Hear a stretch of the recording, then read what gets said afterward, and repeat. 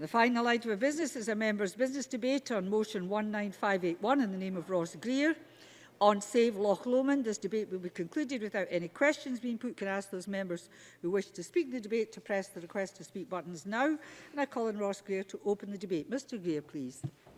Thank you, Presiding Officer. I'd like to thank members from across the Parliament for supporting my motion and helping secure this debate today. This planning application has attracted more discussion and interest than any other local issue in the west of Scotland in the 3 years that I've been an MSP. It's clear to me that it's so deeply emotive to people because of the importance of Loch Lomond to Scotland and because Balloch is the gateway to Loch Lomond for so many of us. Back in September 2016, Scottish Enterprise announced that they'd struck an exclusivity agreement with Flamingo Land, giving them first refusal to purchase the sections of the site which they own. Flamingo Land's Chief Executive, Gordon Gibb, told the press at the time that he was excited by the prospect of creating a resort in the National Park that recognises the importance and sensitivity of the site. But as his plans emerged, it became increasingly clear that the importance and sensitivity of the site was not being recognised. It was being seriously undermined. 125 woodland lodges were to be squeezed in, with most of them in the protected ancient woodland at Drumkinnon Woods. Iconic views were to be interrupted by a water park and a hotel on the shoreline. Space used freely for leisure by locals and visitors alike would become part of a branded gated development, meaning that non-paying visitors would become second-class citizens behind those who could afford the premium to rent a lodge. The majority of the site would be handed over from public ownership under the control hundreds of miles away. For many, it was the details in the developer's own environmental impact assessment that drove home just how unacceptable the plans were. The assessment warned of damage to ancient woodland, pollution of standing and running water, red squirrel and otter fatalities, and a host of other environmental concerns. While Flamingo Land initially promised 300 new jobs for the area, this number plummeted as time went on. The eventual impact assessment stated the equivalent of just 28 net jobs would be created in the region in comparison to Flamingo Land did not go ahead. Many of the promised jobs were seasonal, and the developers seemed to drop their initial promise to rule out use of zero-hours contracts.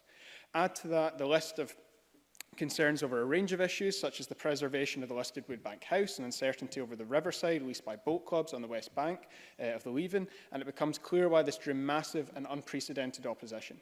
We lodged over 57,000 objections, making Flamingo Land the most unpopular planning application in Scottish history. I'd like to thank every one of them for making their views known.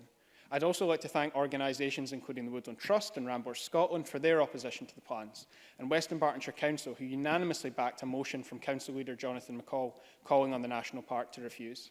I'd particularly like to applaud those in the local community who led this campaign so well, especially Sam, Alana, Rory and the Save Loch Lomond team represented in the public gallery tonight. This was a campaign ran in the face of hostility and bullying behaviour from the developer. At least 3 local elected representatives, including myself, were threatened with defamation. In response to that threat, I pointed out that I was reading from Flamingo Land's own impact assessment, so best of luck to them taking an action based on their own documents. Their lawyer has made particularly patronising remarks about Jackie Bailey, who I'm sure will share her thoughts on Flamingo Land's conduct later this evening. Flamingo Land's Chief Executive, Gordon Gibbs, said at the start they would withdraw if they did not have the public's support. When it became clear that this wasn't the case, I wrote to him reminding him of what he said. His response was nothing short of a tantrum in written form, so let me quote a few highlights. "I won't be lectured by a very inexperienced politician. And now I come to think of it, Ross, how can you advise anyone of anything that is important in the adult world?" That gives you an idea of the tone of the rest of the letter. Does that sound like someone we want owning such an important part of our world-famous national park? When we started this campaign a few years ago, I don't think even we thought success was likely. But success is exactly what we have achieved. First, the National Parks officers recommended rejection of the plans, and then just a week before the public hearing, Flamingo Land and Scottish Enterprise withdrew their application. All I can say to Gordon Gibb, who I know will be watching, is that this inexperienced politician and the community campaign that I stand with have beaten you at every turn so far. So why don't you just cut your losses and jog on? Flamingo Land are unfortunately considering whether to resubmit their application. We've won everything so far, but the battle to save Loch Lomond is not over. The exclusivity agreement is in place for another year, and that means it's Flamingo Land and not the community still in control. When the application was withdrawn, I launched a campaign asking Scottish Enterprise to cancel the agreement and allow the community the opportunity to take on the land and decide its future. We're still unclear on the nature of the exclusivity agreement and the potential for it to be terminated, though, so I'd welcome clarification from the Minister on that point, if possible. Local residents did come together at a meeting 2 weeks ago to consider what Balloch and the wider area needs. The list of ideas suggested by residents included a municipal water sports centre, camping and motorhome facilities, a backpacker hostel, a forest school, a heritage centre, a museum and much more. There was significant interest in developments around ecotourism, which is growing year on year. Affordability, educational benefit and recognising Balloch as an accessible base for exploring both sides of the loch were also identified as priorities. The need for significant improvements in public transport across the loch was certainly identified. A truly coordinated and easily accessible public transport and active travel plan is needed for all of Loch Lomond and Trossachs National Park. Now that the imminent threat has been lifted, that travel strategy will be one of my top priorities, and I'd welcome interest from the government in a coordinated approach with the National Park and local councils in developing it. Residents are clear that they don't want a scar on the protected woodland, the riverbank and the loch shore. They don't want 125 lodges providing holidays that many would struggle to afford, attracting thousands more cars and sending profits to a corporation based far from the area. Flamingo Land have repeatedly told locals, often in a patronising manner, that there is no alternative, that their plan is the only way to prevent misery and unemployment in the Vale of Leven, that it's their resort or Balloch will forever be a neglected, derelict wasteland. But the community have other ideas, dozens of them. These alternative proposals could provide sustainable and quality jobs, educational benefits and far more, while preserving the stunning natural beauty which makes Loch Lomond a global destination. In contrast, Flamingo Land and Scottish Enterprise's plan was frankly boring, generic and expensive. It doesn't enhance Balloch's position as a gateway to the national park. It's not what we need to support the economy and certainly not to tackle the climate emergency. It raises the question of what exactly Scottish Enterprise think they are for, and I would appreciate the Minister's views on this. Scottish Enterprise, as a government agency, seem that their only interest is to be in getting shot of this land as quickly as possible, while being able to add a few more job figures to their annual report. No real consideration was being given to the local community or the environment. Surely their considerations should not be so narrow. The idea of a community buyout to progress some of the ideas that we have been exploring in the local community is drawing wide support. But what's happening at Balloch isn't isolated. I've been notified of a similar application at Tarbert, and just outside the National Park, I recently visited Port and Cable, where residents showed me the impact a wildly out-of-scale proposed development would have on their small community. Whether it's rural or urban communities, in or outside national park boundaries, these aggressive applications raise fundamental questions of who owns Scotland, who is our land for, and what collective rights do we have to decide its future. Exploring those questions would fill weeks of debate. For now, I'll close by once again thanking members, thanking the local community, and renewing my commitment to stand with them and save Loch Lomond. Thank you, Mr Greer. I call Jackie Bailey to be followed by Rona Mackay. Presiding Officer, let me congratulate Ross Greer on securing time for this debate, and I was pleased to contribute to the cross-party support so we could discuss this important local issue in my constituency. Can I also too welcome members of Save Loch Lomond to the Parliament this evening? Let me say at the outset, Presiding Officer, I am not opposed to development in general, but it is fair to say that any development needs to be considered in context, and this proposal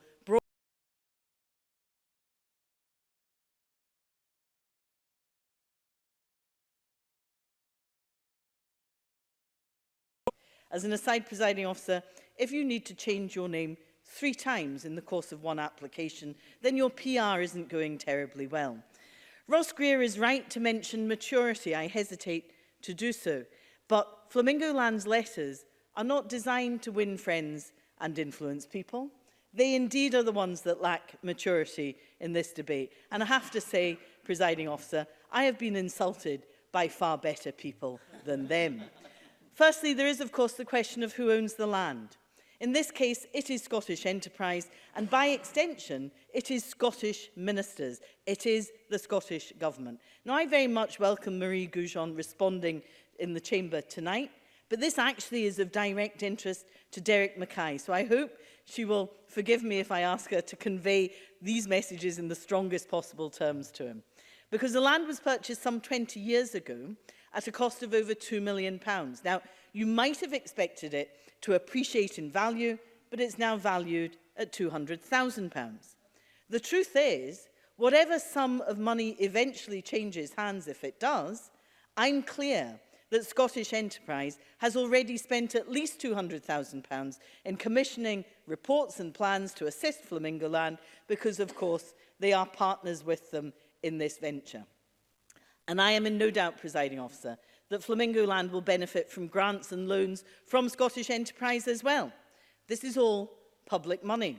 So, in effect, we are paying for them to come to Scotland. Now, it does strike me as faintly ridiculous that the public are paying for something that the majority of the public don't actually really want.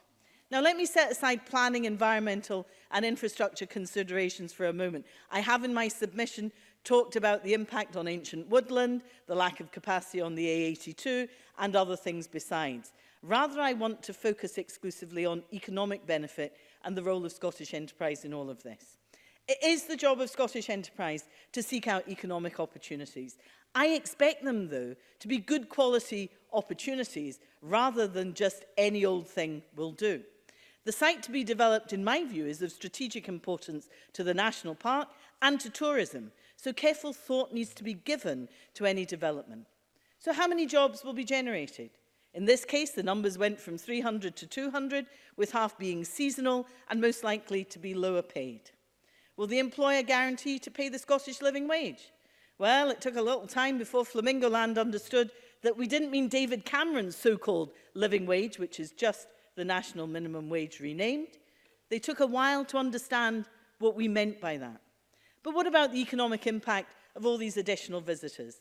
Well, you know, the interesting thing is, Flamingo Land's business model is predicated on keeping people within their development, spending their money there and not in the wider community. So businesses in our local area are unlikely to benefit. Look, even Scottish Enterprise, account-managed companies in the area, in direct competition to Flamingo Land, were not told at all about the development.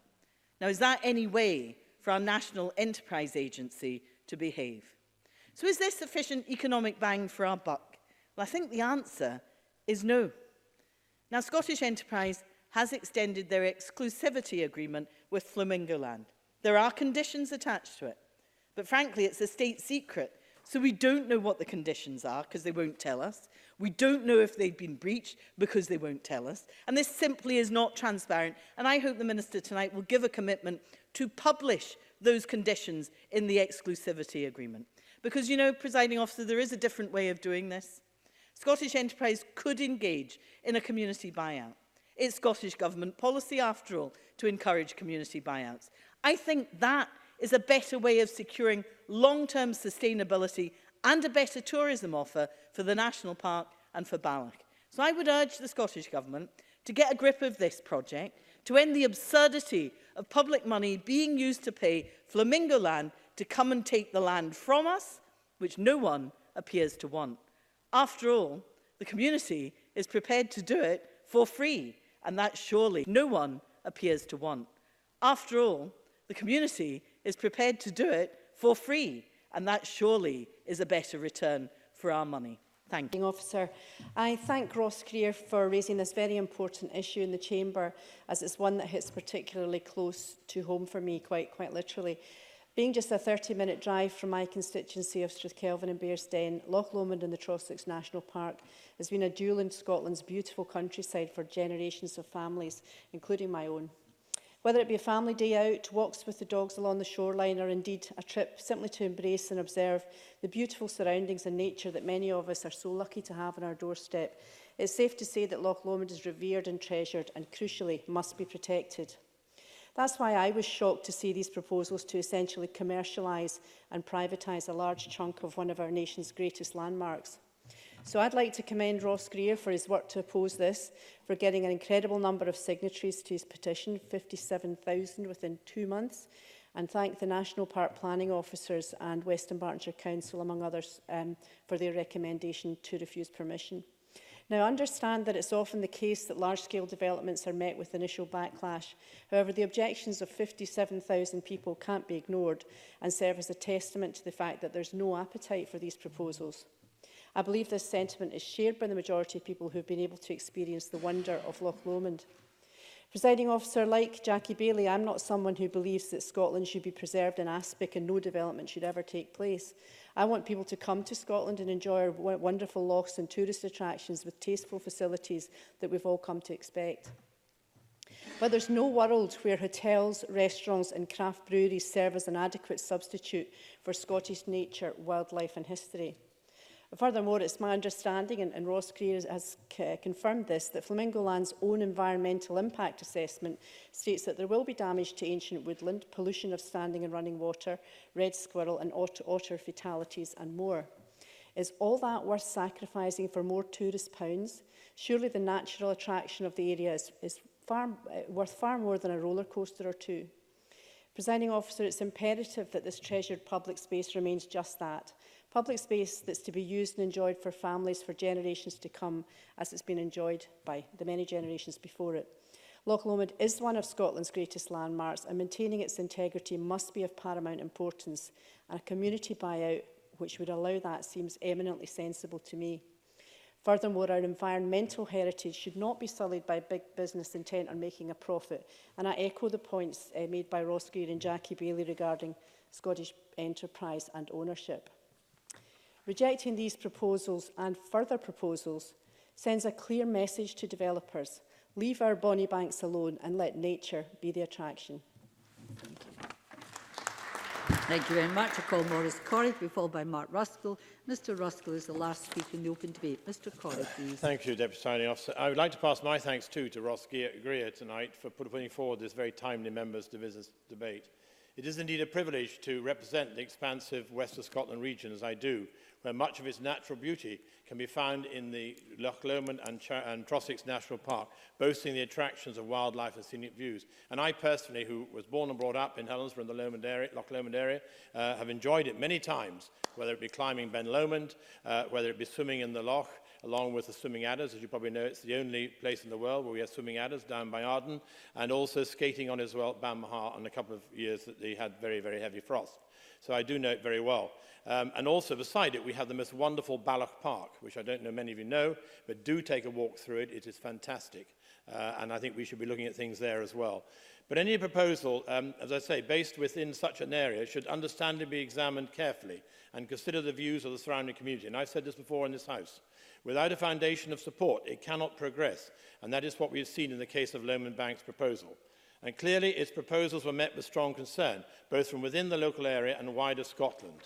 We have already heard details of the tourism plans this evening from Ross Greer, and features including a treetop walk, a monorail, a craft brewery, leisure centre, a part hotel and restaurants, amongst others. A planning application such as this, jointly put forward by Lomond Banks and Scottish Enterprise, needs to address and reflect the concerns of the local residents, and this can be no stronger said than in the 57,000 signatories that were done on the petition. And promises contained within Lomond Bank's proposal spoke of protecting wildlife, but suggestions of building a monorail and a hotel seem to suggest otherwise.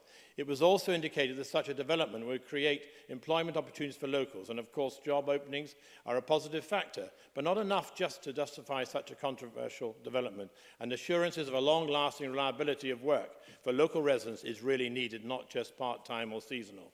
Of course, it would be unrealistic to not recognise the benefits tourism can bring to an area. When done well, and above all considerately, the tourism can be used to promote the natural beauty of the area and channel much needed resources into the community. Opening doors to international visitors can effectively put their area and wider Scotland on the map. And indeed, when the planning was done at Lomond Shores, they identified an area of a drive time of 1.5 hours from Loch Lomond to capture the weekend local, we'll call it local and national tourism. And of course, when you look at the statistics at that time, they were forecasting 9 million visitors passing or coming in to the Loch Lomond Shores area. So that gives you an idea of the quantity of what we're dealing with at the moment. And what worries me is that Western Bartonshire should be carrying out an infrastructure review. And not only that, so should Transport Scotland at the government level, because it seriously needs to be looked at, not just the local area of Balloch, but also the Vale of Leven, the Alexandria, Renton, and indeed right back into Dumbarton. So we're talking about the A82. That needs, and that's been on the go for long as I can remember, to be looked at. So let's put that into perspective. And that's one of the big crunches. And only this morning I had a meeting with a business from Balloch, and one of the issues they were saying is, let's get the infrastructure right, and then we can look at things properly. But as I suggested in this chamber before, tourism plans such as those that are now withdrawn should not be implemented at the expense of local residents. In cases such as this, it is opinions that must be protected and listened to, and local and public authorities need to be certain, as I said already, that there will be no irredeemable and negative impact on what we should feel privileged to have already. We have an abundance of beauty on our doorstep, the Bonnie Banks, as Rona Mackay rightly said, and therefore how it is treated is a top concern to many of my constituents and regional members, as well as for myself. Exploring alternatives into how best to use the space we have needs to be done with sensitivity and understanding, and including community buyouts. Whilst I do believe it's important for these communities to benefit from the investment that new developments can bring, this national park undoubtedly has a certain character and feel that they need to be kept in mind for whatever the next step is. We must also bear in mind the knock-on effect of traffic, to which I've already referred, and this will only worsen with another tourist event on the site unless an infrastructure review is carried out.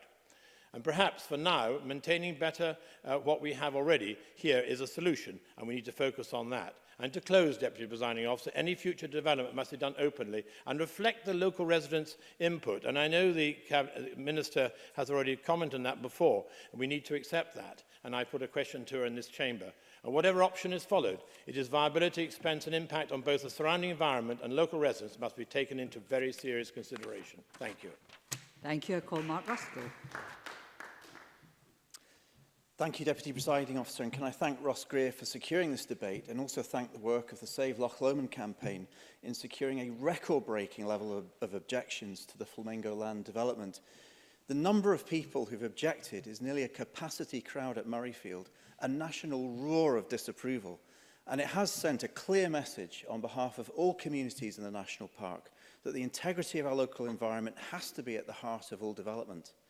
And it's also sent a very clear message that publicly owned land must be managed in the democratic public interest. Now, attend any community council across Scotland, and the local environment is always the top agenda item.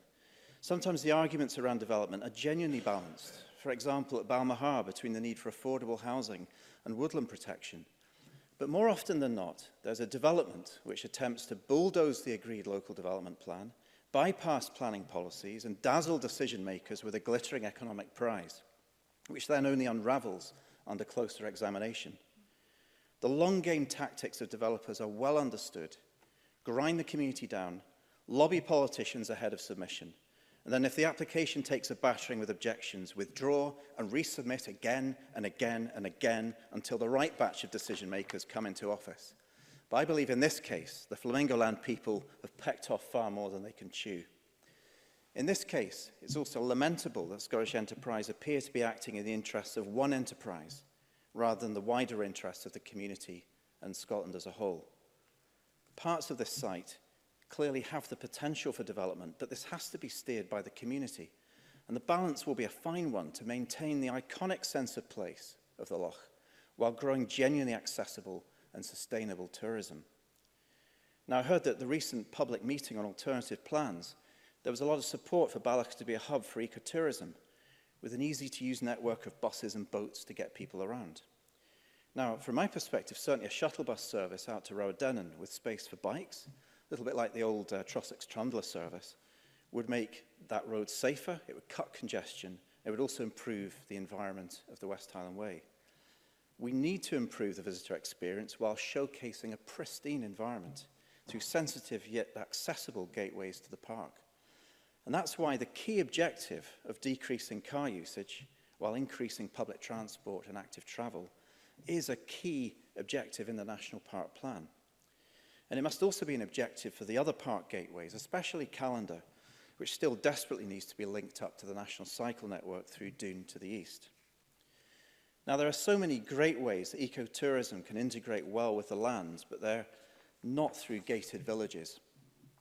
Comrie Crofts, which I'm sure the Minister, if she hasn't visited it already, will be on her tour at some point, has been a real economic marvel for Strathearn, hosting glamping experiences largely hidden in the woods, with walks, bike trails and facilities growing organically on the site over the last decade. New businesses have sprung up on the back of the success as demands for weddings, catering and bike services have grown, along with the visitor numbers. And now other communities, including Clackmannan, are looking to emulate that Comrie Croft model. It shows what can be done from the bottom up, creating world-class facilities, but with an integrity that reflects the wild and iconic nature of Scotland.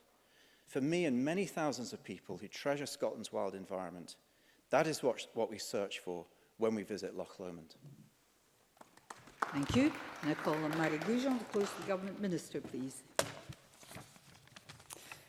Thank you, Presiding Officer. And I really want to thank Ross Greer for bringing this debate forward, because I absolutely understand the passion behind this issue, which I felt from all members that have spoken in the debate today. Because as Minister responsible for natural parks, I would say that it's one of the benefits, one of the many benefits of my job, that it's a place that I get to actually spend a lot more of my time and appreciate. And that's something that was stated around the chamber today by Rona Mackay, by Maurice Corrie, talking about Loch Lomond and the Trossachs National Park being one of our finest and most valued assets. And every year, I think that we can see that through the numbers that visit the park every year, because they welcome around 4 million visitors, which is testament to its appeal and its importance to the people of Scotland and to those from further afield.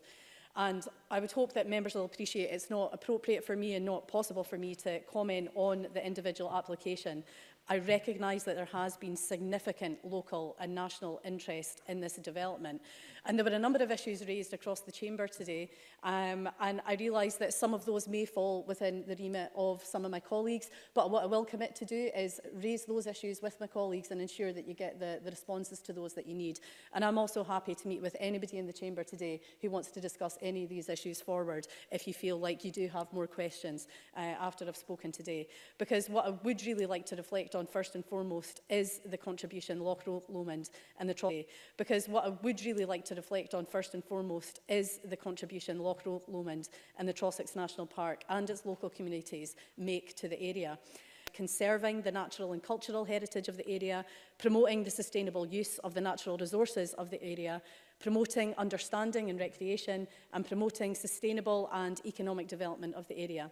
And the Park Authority delivers these in a number of ways. As the planning authority, the park develops the local development plan for the area in consultation with stakeholders and communities, making sure that the plan is produced in an open and transparent way. And the authority received recognition for its approach to community involvement in the current local development plan for the park in 2015 by receiving the overall award at the Scottish Awards for Quality in Planning. Now, the plan is the blueprint for the area, setting out policies and priorities for how land is used, and is the basis on which all applications, including West Riverside, are considered. But the plan, of course, is only one part of the jigsaw. The Park Authority works hard to make sure there is ongoing, meaningful and innovative dialogue with communities about planning. For example, the Charette and Balloch identified opportunities and priorities to support the Strathard community, which is now driving action to regenerate Aberfoyle, which is the area's biggest village. This is a great example of the dual role the Park Authority undertakes, providing support and enabling positive action to deliver the local development plan and the park's aims. And when it comes to tourism, the park is always looking to try new ideas and deliver improvements too. Just last year, it hosted open water swimming event as part of the successful 2018 European Championships. And the local development plan itself also identifies opportunities to develop tourism in the area. And I was really interested to hear some of Mark Ruskell's contribution there. We were talking about the potential to grow and ecotourism, as well as some of the issues that had been raised by Maurice Corrie in terms to what that means in relation to transport. Now, looking ahead, I'm pleased that at a national level, the new Planning Act will bring about better, more meaningful and earlier engagement with local people right across Scotland. And that very much reflects the approach which has been taken by the Park Authority. On community engagement, the Park's 2017 partnership plan was developed with and for the local community and stakeholders. It sets out the vision and priorities for how communities and partners can work together for the park. The Park Authority is committed to building the skills and confidence of its communities, and that's delivered a strong network of community development trusts and community action plans. These community-led plans are well established and have supported a range of aspirations, from new village halls to community hydro schemes and path improvements. Now, in terms of the specific application, members know, and it has been raised today, that an exclusivity agreement is is in place. Now, from what I understand, that agreement is in place until December next year, unless it's terminated by mutual agreement prior to that. And again, if members do have further questions about that or they would like to know more, then please do contact me. But that's the information that I have here at the moment. Jackie Bailey also asked about the conditions, and again, I'd be happy to try and establish. I don't know the nature of exactly what it is possible to disclose as part of these agreements, but again, that's something that I'd be happy to look into. More widely, encouraging community ownership is a priority for the Scottish Government, and Jackie Bailey raised this, and she is absolutely right. There are now a number of routes for communities across the country to take advantage of the opportunities that ownership can bring. Now, there are various community rights to buy, some of which are compulsory purchase routes. There's asset transfer, which allows communities to take control of assets currently owned by public bodies. The Scottish Land Fund, which has an annual budget of £10 million, provides communities with the financial opportunity to take ownership, no matter which of those routes they choose to take.